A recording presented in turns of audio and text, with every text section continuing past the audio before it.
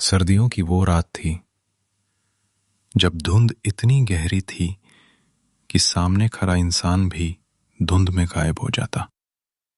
Station के बाहर बस एक ही आवाज गूंज रही थी, ऑटो ऑटो। अपनी पुरानी पीली हरी ऑटो लेकर उम्मीद में कि कोई सवारी मिल जाए। वो आवाज थी रघु की, एक साधारण ऑटो रिक्शा वाला जो रोज शाम से आधी रात तक स्टेशन के बाहर खड़ा रहता था। इन ठंडी रातों में उसकी ऑटो ही उसका सहारा थी। रघु कोई आम इंसान नहीं था। वो मेहनती था, ईमानदार था, पर उसकी जिंदगी संघर्ष से भरी थी। पत्नी, 2 छोटे बच्चे, एक बीमार मां और रोज की कमाई से घर का खर्च चलाना, बस यही उसकी दुनिया थी। लेकिन उस रात उसकी दुनिया बदलने वाली थी, हमेशा के लिए। आज तो सवारियां भी जैसे जम गई हैं। पूरे दिन में 3 चक्कर ही हुए। अपने हाथ रगड़ता है, ऑटो के बोनट पर बैठता है। ठंडी लग रही है, चलो चाय पी लेता हूं। पास की दुकान पर जाता है। रघु भाई, फिर वही रात की ड्यूटी। क्या करें भैया, पेट जो पालना है। दिन में लोग ठेले पर चलते हैं, रात में स्टेशन से ही कुछ मिल जाता है। दोनों हंसते हैं। फिर एक ट्रेन की सीटी सुनाई देती है। लो, शायद कुछ यात्री उतरे। रघु जल्दी से स्टेशन पर आ जाता है। वो ट्रेन जयपुर से जोधपुर जाने वाली लोकल थी। ठंड इतनी थी कि लोग जल्दी जल्दी अपने घरों की ओर निकल रहे थे। रघु की निगाह सब पर थी, पर कोई सवारी नहीं रुक रही थी। तभी धीरे धीरे कदमों की आहट, चप्पल की खुरखुराहट। रघु पीछे देखता है। एक औरत खड़ी है, लाल साड़ी में, बाल आधे चेहरे पर। भैया, ऑटो खाली है? हाँ बहन जी, कहाँ चलना है? पुरानी बस्ती, नदी के उस पार। पर वहां तो अब कोई रहता नहीं। वहां तो सब खंडहर पड़े हैं। मुझे रास्ता मालूम है, बस छोड़ दो, पैसे दूंगी। आवाज में एक अजीब ठंडापन था, जैसे शब्द नहीं, हवा बोल रही हो। ठीक है, बैठ जाइए। ऑटो स्टार्ट करता है और दोनों धुंध में गायब हो जाते हैं।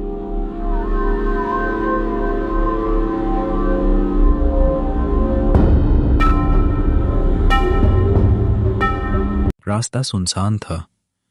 पेड़ों की डालियों से ओस टपक रही थी। रघु को बार बार लग रहा था जैसे कोई पीछे से देख रहा हो। बहन जी, आप वहां रहती हैं? कभी रहती थी। अच्छा, शादी के बाद मायके आ रही हैं क्या? महिला चुप, सिर्फ ठंडी हवा। बहन जी, सीट खाली, कोई नहीं। कहीं उतर गई क्या? ब्रेक लगाता है, उतरता है, चारों तरफ देखता है। कहीं उतर गई क्या? धुंध में कुछ हलचल। दूर से वही औरत खड़ी दिखती है, सड़क के बीच में। रघु, तू मेरा नाम कैसे जानती है? तेरे ऑटो से 20 साल पहले मैं गई थी, हमेशा के लिए। अचानक उसके चेहरे पर नीले निशान दिखते हैं। आंखें काली, होंठ ठंड से नीले पड़ते हैं। नहीं, ये सपना है। महिला की परछाई धीरे धीरे ऑटो के शीशे में समा जाती है। ऑटो अपने आप स्टार्ट होता है, बिना किसी के छुए। उस रात धुंध में गुम हो गया रघु। सुबह की ठंडी धूप ने जब स्टेशन की धुंध को हटाया तो वहां खड़ा था रघु का ऑटो, खाली, गीला, ठंडा और अजीब सी बदबू से भरा।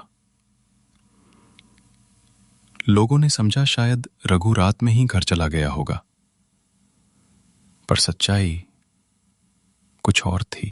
रघु का घर। दरवाजे पर दस्तक की आवाज। कौन है इस वक्त? दरवाजा खोलती है, सामने रघु खड़ा, चेहरा पीला, आंखें नाल, कपड़े नम जैसे ओस में भीगे हों। रघु, कहाँ था तू सारी रात? हम तो डर ही गए थे। बस स्टेशन पर सवारी छोड़ने गया था, थोड़ी देर लग गई। कपड़े कैसे गीले हो गए और ये ठंडी ठंडी बदन क्यों लग रही है? ठंड ज्यादा थी बस। आंखें नीचे झुकाकर कमरे में चला जाता है। रमा ने कुछ अजीब महसूस किया। रघु का चेहरा जैसे सूना था। वो मुस्कुरा तो रहा था मगर उसकी मुस्कान में कोई गर्मी नहीं थी, बस एक ठंडी चुप्पी थी। रात का समय सब सो रहे थे।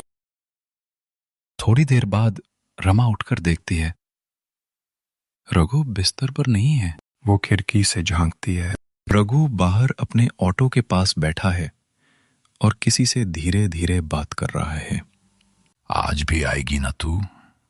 मैं इंतजार करूंगा। रमा की सांसें रुक जाती हैं। किससे बात कर रहा है ये? वो धीरे से बाहर जाती है, पर वहां कोई नहीं, सिर्फ रघु और खाली ऑटो। रघु, किससे बात कर रहे हो? अरे कोई नहीं, बस यूं ही। ऑटो की पिछली सीट गीली है, जैसे किसी ने अभी अभी वहां बैठा हो।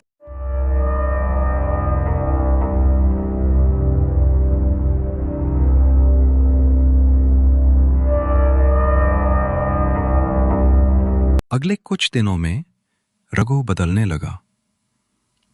वो ज्यादा बोलता नहीं था, खाना कम खाता और अक्सर रात को जागता रहता। कभी बच्चों को देखकर मुस्कुराता तो कभी उन्हें घूरने लगता।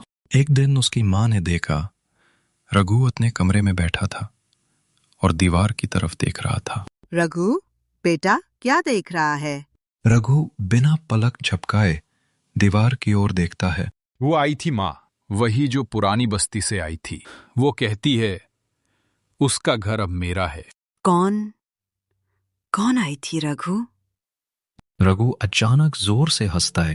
वो जो सवारी थी माँ, जो कभी उतरी ही नहीं। रघु अब घर तो आ गया था, पर वो अब रघु नहीं रहा।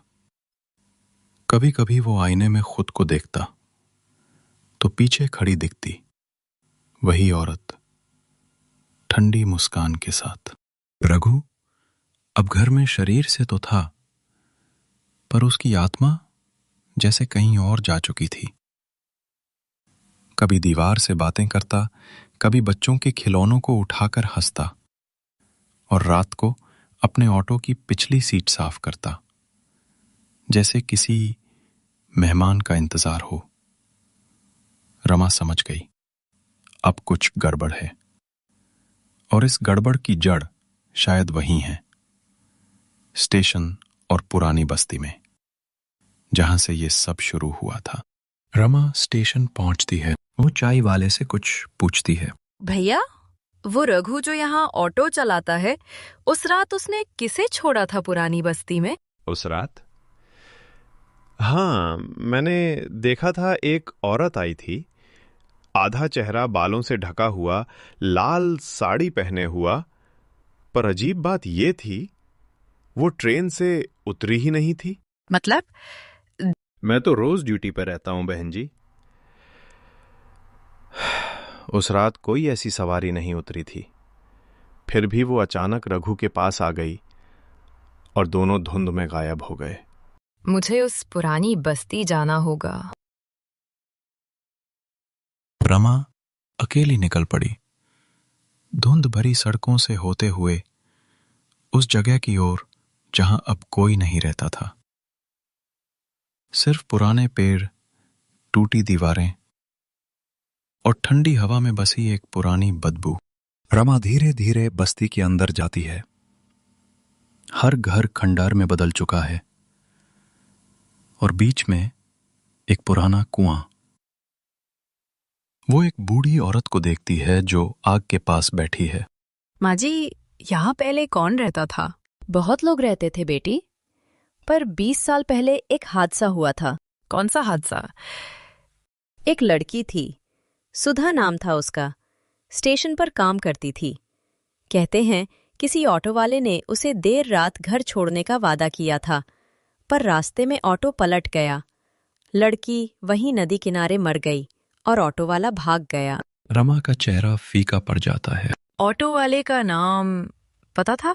हाँ बेटी, नाम था रघु। रमा के कानों में आवाज गूंज उठी। तेरे ऑटो से 20 साल पहले मेरा खून बहा था। वो वही औरत थी, सुधा। रमा घर लौटती है। शाम का वक्त। रघु, तू उसे छोड़ क्यों नहीं देता? वो अब कभी नहीं जाएगी रमा। वो तो मेरे साथ रहती है, हमेशा से। उसे महसूस होता है कि ऑटो की पिछली सीट पर कोई बैठा है। ये क्या कर दिया तूने रघु? वो आत्मा तुझे जकड़ रही है। रघु की आंखें लाल हो जाती हैं, चेहरा कठोर। वो आत्मा नहीं, वो मेरी सवारी है। उस रात रमा ने पहली बार महसूस किया, रघु अब इंसान नहीं रहा। वो एक चलती फिरती परछाई था, जो उस औरत की ठंडी सांसों के साथ जी रहा था। मां बिस्तर पर लेटी, कांपती आवाज में, रमा बेटा, आज घर बहुत ठंडा लग रहा है, जैसे बर्फ गिर रही हो अंदर ही। हाँ माँ, मैंने भी महसूस किया। कमरे में धुआं नहीं, धुंध सी फैली रहती है। अचानक पीछे के कमरे से बच्चों की हंसी सुनाई देती है। गुड्डू, पायल, क्या कर रहे हो वहां? रमा कमरे में जाती है। दोनों बच्चे बिस्तर पर बैठे हैं, पर आंखें खाली हैं। माँ, वो आंटी फिर आई थी। वो हमें कहानी सुना रही थी। कौन आंटी? वो वाली आंटी जो कहती है, डरो मत, मैं ठंडी नहीं, प्यारी हूँ। रमा के हाथ कांपने लगते हैं। रमा ने बच्चों के कमरे की खिड़की की ओर देखा। वहां किसी के पैरों के निशान थे, पर वो निशान बर्फ से बने थे और अंदर से बाहर की ओर नहीं, बल्कि बाहर से अंदर की ओर जा रहे थे। रात के 2 बजे ऑटो अपने आप स्टार्ट होता है। रघु, कहाँ जा रहा है तू इतनी रात में? रघु बिना जवाब दिए ऑटो चलाता है। पीछे की सीट पर धुंध जैसी छाया बैठी है। रघु, किसे ले जा रहा है? रघु की आवाज दूर से आती है, ठंडी और खाली। जिसे छोड़ नहीं सका, अब हर रात उसे स्टेशन तक ले जाता हूं, फिर वो मुझे घर तक छोड़ देती है। उसके बाद हर रात वही होता। ऑटो की टक टक आवाज, घर के बाहर बर्फ सी जमी जमीन, और सुबह ऑटो के अंदर बर्फीले निशान, जैसे कोई वहां बैठा हो घंटों तक। अगली सुबह।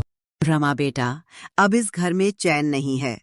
रात को कोई मेरे कान में फुसफुसाता है, मैं लौट आई हूँ रघु के लिए। माँ, वो आत्मा अब सब पर हावी हो रही है। मैं कुछ करूंगी, मुझे उससे बात करनी होगी। खिड़की के शीशे पर सफेद उंगलियों के निशान बनते हैं, जैसे कोई बाहर से भीतर देख रहा हो। अब रमा का डर गुस्से में बदल चुका था। वो जान चुकी थी, अगर सुधा की आत्मा को रोका नहीं गया तो उसका घर और परिवार धीरे धीरे बर्फ की तरह खत्म हो जाएगा। धुंध छाई हुई, ट्रेनों की हल्की सी आवाज दूर से। रमा अकेली चल रही थी, हाथ में लालटेन और दिल में डर और जिद दोनों। सुधा, अगर तू है तो सामने आ। मैं तेरे दर्द को समझना चाहती हूँ, मगर मेरे परिवार को छोड़ दे। अब तू भी मेरा नाम जानती है, तो क्या तू भी उसे माफ कर सकेगी? धुंध में वही औरत दिखाई देती है, सुधा।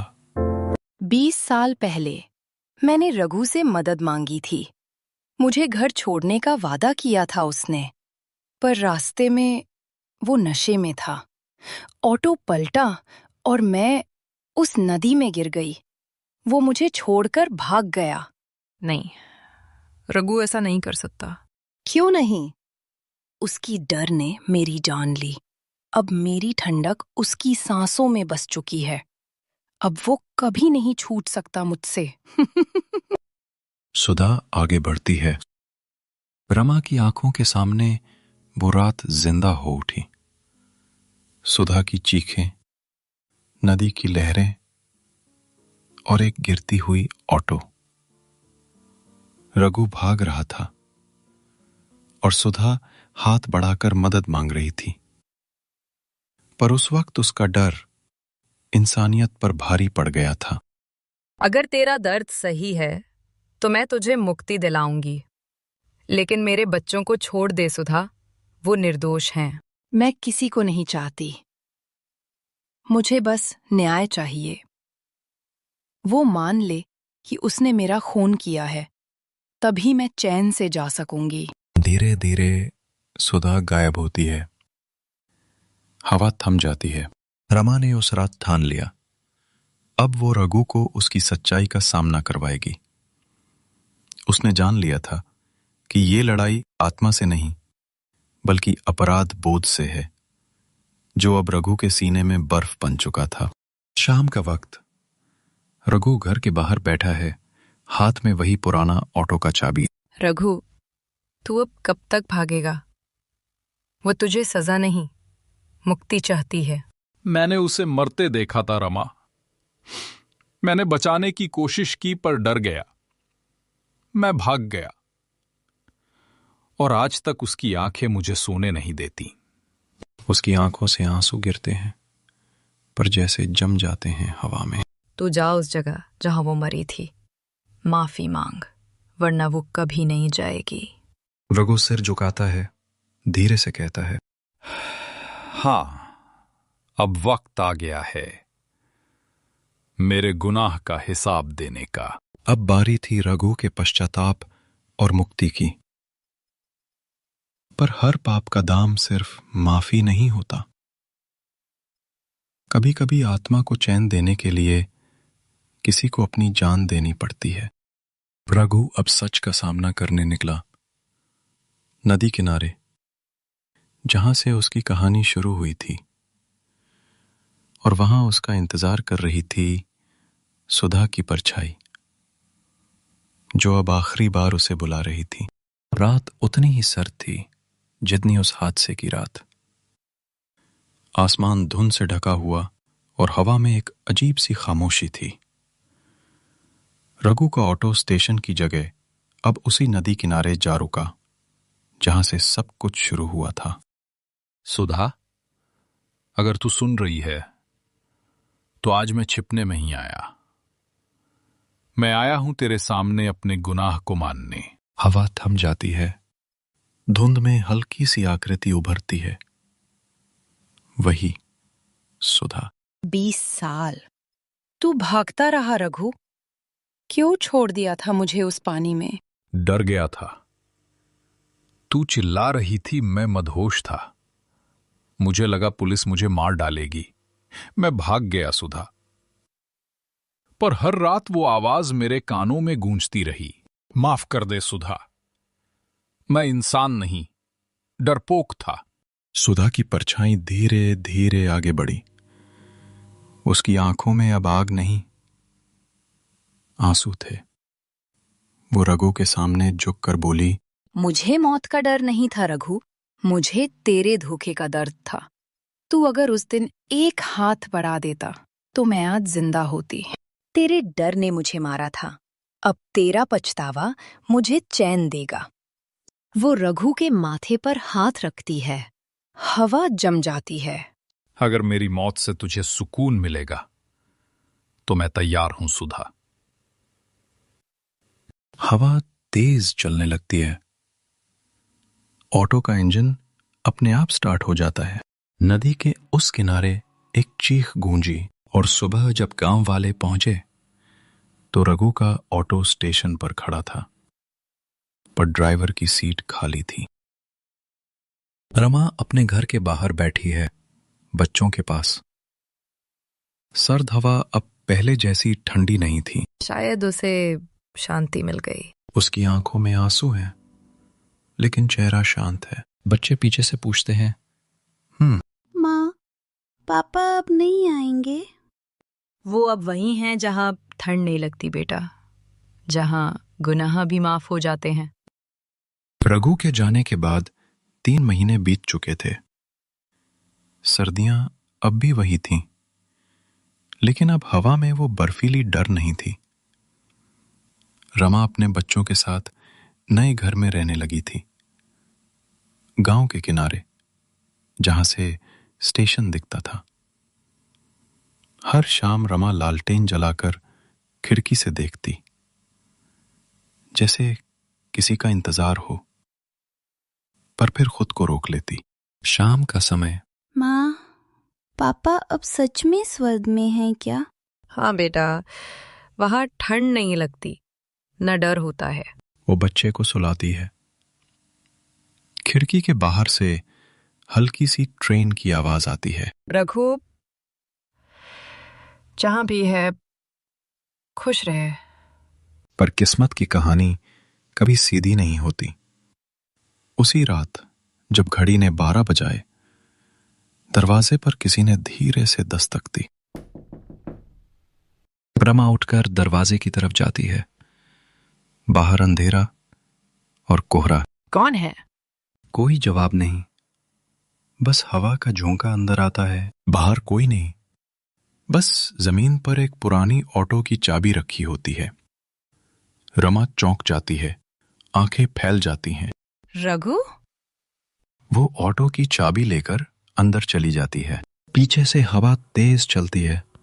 खिड़की से आवाज आती है। धन्यवाद रमा, तूने मुझे मुक्त किया। रमा के गालों से आंसू बह जाते हैं। वो चाबी को सीने से लगाती है। कमरे पर एक कोने में हल्की सी नीली रोशनी चमकती है। जा रघु, अब चैन से रहना।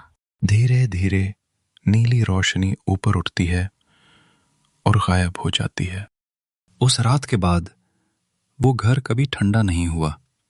सर्दियां आईं, पर डर नहीं। ऑटो की वो पुरानी चाबी अब भी मंदिर के पास रखी है, जहां हर सुबह सूरज की किरणें उस पर पड़ती हैं। लोग कहते हैं रमा के घर के पास से गुजरते वक्त कभी कभी हल्की सी ऑटो की आवाज सुनाई देती है, पर अब वो डराती नहीं, बस याद दिलाती है कि कभी कोई ठंडी सांसें किसी आत्मा को मुक्ति दे गईं।